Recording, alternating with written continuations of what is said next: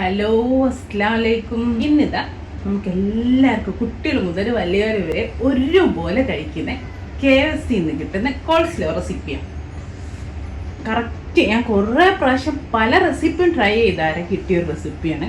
നമുക്ക് KFC നിന്ന് കിട്ടുന്ന എക്സാക്റ്റ് ടേസ്റ്റ് ആട്ടോ. അതുപോലെ തന്നെയുള്ള നിങ്ങൾ ഈ കറക്റ്റ് റെസിപ്പി ഫോളോ ചെയ്യുകയാണെങ്കിൽ നിങ്ങൾക്ക് നമ്മളെ അവിടുന്ന് കഴിക്കുന്ന അതേ ടേസ്റ്റിലുള്ള കോൾസ്ലോ ഉണ്ടാക്കാൻ പറ്റും. നല്ല ഈസിയാണ് ഉണ്ടാക്കാൻ, സിമ്പിളാണ്. നിങ്ങളെ സപ്പോർട്ടില്ലാതെ എനിക്കിതുപോലെ വീഡിയോ അപ്ലോഡ് ചെയ്തിട്ട് ചാനൽ മുമ്പോട്ട് പോകാൻ പറ്റില്ല. അപ്പോൾ പ്ലീസ് കാണുക, ഉണ്ടാക്കി നോക്കിയിട്ട് എന്താണോ ഫീൽ ചെയ്യുന്നത് അത് കമൻ്റായിട്ട് എന്നെ അറിയിക്കുക. സബ്സ്ക്രൈബ് ചെയ്യാത്തവരാണെങ്കിൽ സബ്സ്ക്രൈബ് ചെയ്യുക. ഓക്കെ, അപ്പോൾ നമുക്ക് എങ്ങനെ ചെയ്യാൻ നോക്കാം. ഞാൻ ഒരു 4 കപ്പ് കേബേജ്, ഏകദേശം ഒരു മീഡിയം സൈസ് കേബേജിൻ്റെ പകുതി, അതിതാ ഇതുപോലെ അരിഞ്ഞു കേട്ടോ. കണ്ടോ, ചെറുതായിട്ട് നമ്മൾ കൊത്തി അരിയാന്നൊക്കെ പറയല്ലേ, അല്ലെങ്കിൽ ചോപ്പറിലിട്ടിട്ട് ഇതുപോലെ ആക്കിയെടുത്താലും മതിയേ. അപ്പം കുറച്ചുകൂടി നല്ല ഈസിയാവും. ഈ 4 കപ്പ് കേബേജിലേക്ക് 2 ടേബിൾ സ്പൂൺ ക്യാരറ്റ് ഇതുപോലെ തന്നെ അരിഞ്ഞത്, അതേപോലെ 1 ടേബിൾ സ്പൂണ് ഉള്ളി, അതായത് സവാള പൊടിയായിട്ട് തന്നെ. ഇത്രയാണ് ഇതിന് കൂടെ വേണ്ടത്. ഇത്രയും വെജിറ്റബിൾസ് നമുക്ക് ആവശ്യമുള്ളൂ കേട്ടോ. കേബേജും ക്യാരറ്റും ഉള്ളിയും. അളവ് ശ്രദ്ധിച്ച് നോക്കൂ, അളവ് ഇല്ലെങ്കിൽ നമുക്ക് ആ കറക്റ്റ് ടേസ്റ്റ് കിട്ടില്ല കേട്ടോ. കറക്റ്റായിട്ട് ഞാൻ ഈ ഫോളോ ചെയ്യുന്ന അളവ് നിങ്ങൾ നോട്ട് ചെയ്ത് വെക്കണേ. കോൾസ്ലോൻ്റെ ഡ്രസ്സിങ്ങിന് വേണ്ടിയിട്ടുള്ള ഐറ്റംസ് ഒക്കെ എടുത്ത് വെച്ചിട്ടുണ്ട്. അപ്പം അതുണ്ടാക്കാൻ ഒരു ബൗൾ എടുത്തിട്ടുണ്ട്.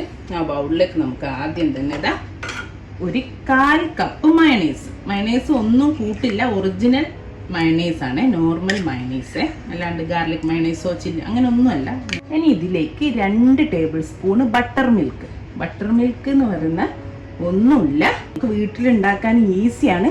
1 ടേബിൾ സ്പൂൺ വിനാഗിരിയോ ചെറുനാരങ്ങ നീരോ നമ്മൾ മെഷറിംഗ് കപ്പ് 1 കപ്പിൽ ഒഴിക്കുക. എന്നിട്ട് ബാക്കി പാലൊഴിച്ച് ഫില്ല് ചെയ്യുക 1 കപ്പ്. അത്രേ ഉള്ളൂ. അത് അതിനനുസരിച്ച് അളവിനനുസരിച്ച് ഇപ്പോൾ 1/2 ടേബിൾ സ്പൂണാണ് 1/2 കപ്പ് പാലിലേക്ക് ഫില്ല് ചെയ്യും. ആ ഒരു മെഷറിംഗ് കപ്പിൽ കേട്ടോ. നോർമൽ നമ്മൾ റൂം ടെമ്പറേച്ചറിലുള്ള പാല്, മറ്റേ പാല് റൂം ടെമ്പറേച്ചറിലുള്ള എണ്ണ എടുക്കണേ. 2 ടേബിൾ സ്പൂൺ, 2.5 ടേബിൾ സ്പൂണ് പഞ്ചസാര, 2 ടീസ്പൂണ് നമ്മളെ വിനാഗിരി, 4 ടീസ്പൂണ് ചെറുനാരങ്ങ നീര്, അതായത് ലെമൺ ജ്യൂസ്, 1/4 ടീസ്പൂണ് ഉപ്പ്, പിന്നെതാ ഒരു പിഞ്ച്, അതായത് 1/4 ടീസ്പൂണിൻ്റെ പകുതി നമ്മളെ കുരുമുളക് പൊടി. ഞാനിപ്പോൾ വെള്ള കുരുമുളക് പൊടിയാണ് ഇട്ടത്, ഏത് കുരുമുളക് പൊടി യൂസ് ചെയ്യും. ഇത് നന്നായിട്ടൊന്ന് മിക്സ് ചെയ്യണം. എല്ലാം കൂടെ നന്നായിട്ടൊന്ന് യോജിപ്പിച്ചു. വിസ്കൊക്കെ ഉണ്ടെങ്കിൽ ഈസി ആയിട്ട് ഇല്ലേ ഫോർക്ക് വെച്ചിട്ട് ഒന്ന് യോജിപ്പിക്കും. ആ മയണൈസും ബട്ടർ മിൽക്കും പാലും എല്ലാം കൂടെ യോജിപ്പിക്കും. ക്യാബേജില്ലേ ഇതിലേക്ക് ചേർത്തി കൊടുക്കാം. ക്യാബേജിൻ്റെ കൂടെ തന്നെ നമ്മളെ ക്യാരറ്റും ഉള്ളിയും ഇതെല്ലാം കൂടി മിക്സ് ചെയ്യും. അപ്പോൾ നമ്മളെല്ലാം നന്നായിട്ട് മിക്സ് ചെയ്തു. ഇനി ഇത് നമ്മളെ ആ എക്സാക്റ്റ് KFCയിൽ നിന്ന് കിട്ടുന്ന കോൾസ്ലോൻ്റെ ടേസ്റ്റ് കിട്ടണമെങ്കിൽ ഇനി ഇതൊരു 10 മണിക്കൂർ ഫ്രിഡ്ജിൽ വെക്കണം, അടച്ചു വെച്ചിട്ട്. മിനിമം ഒരു 8 മണിക്കൂറെങ്കിലും വെക്കണം. 10-12 ഒരു ദിവസമൊക്കെ വെച്ചാൽ അത്രയും നല്ല. നമുക്ക് നാളെ ആണെങ്കിൽ ഇന്ന് വൈകുന്നേരം ഇന്ന് രാത്രിയൊക്കെ അങ്ങ് ചെയ്ത് വെക്കുക. അപ്പോൾ ഈസിയാണ് കാര്യങ്ങൾ. അപ്പം എന്നാൽ മാത്രമേ നമ്മളെ പെർഫെക്റ്റ് എക്സാക്റ്റ് ആ ഒരു ടേസ്റ്റ് കിട്ടുള്ളൂ. ഒരു 2-3 മണിക്കൂറൊക്കെ കഴിയുമ്പോൾ ജസ്റ്റ് ഒന്ന് മിക്സ് ചെയ്ത് കൊടുക്കുന്നത് നല്ലതാണ്. പറ്റുകയാണെങ്കിൽ ഇല്ലേ കുഴപ്പമൊന്നുമില്ല. കാരണം നമുക്ക് ഈ ക്യാബേജിൽ നിന്നുള്ള വെള്ളവും അതിൻ്റെ ഒരു ടേസ്റ്റും നമ്മളിപ്പോൾ ഒഴിച്ച ഈ ഡ്രസ്സിങ്ങിൻ്റെ ടേസ്റ്റ് എല്ലാം കൂടെ ഒന്ന് മിക്സ് ചെയ്ത് ആയാൽ മാത്രമേ നമ്മൾക്ക് ആ കറക്റ്റ് ടേസ്റ്റ് കിട്ടുള്ളൂ. ഇതാ ഒന്ന് കവർ ചെയ്തിട്ട് ഫ്രിഡ്ജിലെടുത്ത് വെക്കാൻ പോവാണ്. അപ്പോൾ എല്ലാവരും കണ്ടല്ലോ, ഇത്രയേ ഉള്ളൂ, സിമ്പിളാണ്. എല്ലാവരും ട്രൈ ചെയ്ത് നോക്കുക. അതേപോലെ പറയാനുള്ളത്, നിങ്ങൾ ഉണ്ടാക്കിയിട്ട് അപ്പം തന്നെ ഉപയോഗിക്കരുത്. അപ്പോൾ ആ കറക്റ്റ് ടേസ്റ്റ് കിട്ടില്ല. നമുക്ക് ആ കേബേജിൻ്റെ നമ്മളെ പച്ച കേബേജിൻ്റെ ടേസ്റ്റ് നമുക്ക് തന്നെ അത് തന്നെ ഫീൽ ചെയ്യും.